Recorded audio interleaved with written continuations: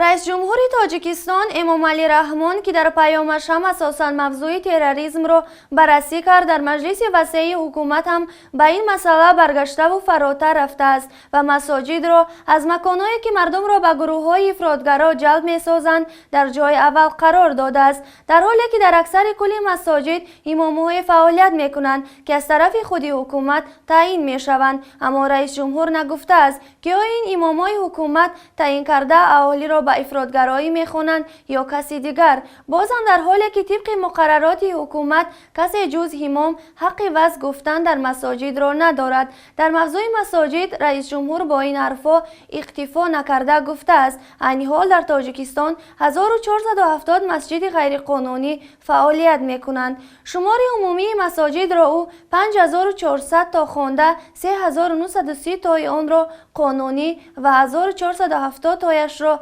غیر قانونی گفته است. این در حالی است که در 2 سال اخیر در تاجیکستان حداقل 1000 مسجد بسته یا خراب کرده شده است. یک کارشناس مسائل دینی که نخواست نامش افشا شود گفت این حرفهای رئیس جمهور به این معناست که در نزدیکترین فرصت 1470 مسجد دیگر در تاجیکستان بسته خواهد شد. эмомалӣ раҳмон بار دیگر بر بیشتر بودن مساجد از مکاتب میانه تاکید کرد و این را سبب گراییدن جوانان و افراط دانست. در برابر این در مقیاس کشور 3836 مؤسسه تحصیلات میانه عمومی موجود است که از تعداد عمومی مسجدها کم بوده 25% آنها به تعمیر نیاز دارند. محض با سبب تاثیر عامل ذکر شده فعالیت ناکفای کارمندان مقامات حفظی حقوق و متصدیان مقامات اجرایی محلی حاکمیت دولتی، جریان تاثیررسانی مفکوروی پیروان گروه‌های افراطی بیشتر در بین جوانان رو به افزایش نیاده است،